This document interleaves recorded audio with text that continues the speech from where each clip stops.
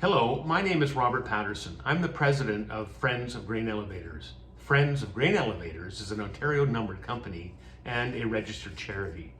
Nearly 140 years have passed since the first grain terminal elevator rose on the shores of Lake Superior, setting into motion the golden age of grain handling at Thunder Bay and points east. This golden age lasted 100 years.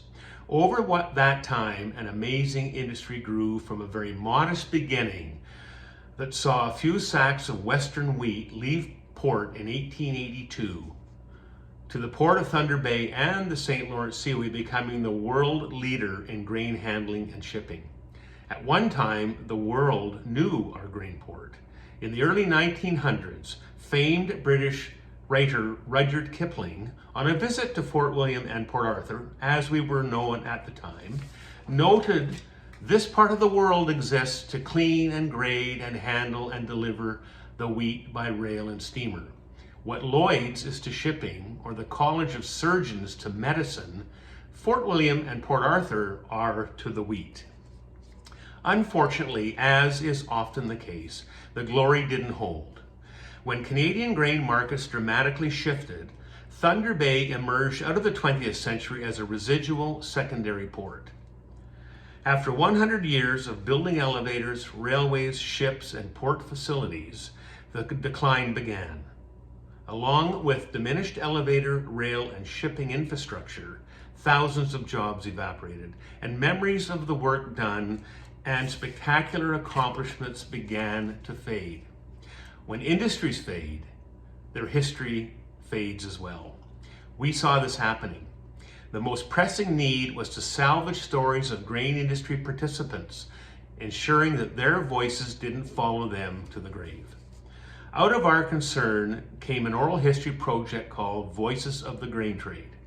It is largely due to the creation of our 200 Voices collection that the Ontario Historical Society has awarded us the 2020 President's Award. We deeply appreciate the honor and thank you warmly for this recognition. You have validated our efforts and reminded us that what we are doing is worthwhile. As many of you in the history preservation field know, convincing others of the value of your work is not always that easy. We also thank you for the opportunity to express gratitude to others. We have enjoyed the support of our partner in this project, the Lakehead Social History Institute, and financial help from the Thunder Bay Port Authority, the United Steelworkers, the Paterson Foundation, and others. Our dedicated interview teams in Thunder Bay and Winnipeg made the interviews happen.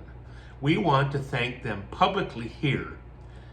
B. Cherniak, Marion Campbell, and Mary Mitchell of Winnipeg, and Ernie Epp, Nancy Perozzo, Owen Marks, Monica McNabb, and Ian Dew of Thunder Bay.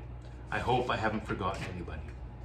But of course, our greatest debt of gratitude goes to those who shared their stories. We set out to attract an eclectic group ranging across the grain industry: elevator workers, railroaders, sailors, farmers, builders, owners, designers, policy setters, the list goes on. In the end, the stories reflect the complexity of the grain trade. They include stories of the dangerous, backbreaking work of shoveling grain out of boxcars, a prime minister realizing his dream of owning a fleet of grain ships, and all the rich experiences in between. Because of their willingness to share their memories, mostly good, but sometimes not so, our community history, in fact, our provincial and national history, is far richer. The interviewees taught us a great deal, and thanks to their recordings, they will continue to teach others for years to come. We invite you to listen. You too are likely to be amazed. For updates on our work, please join our Facebook community of over 600 friends and explore our website, friendsofgrainelevators.org. Of course, we welcome you to become members to support our future work.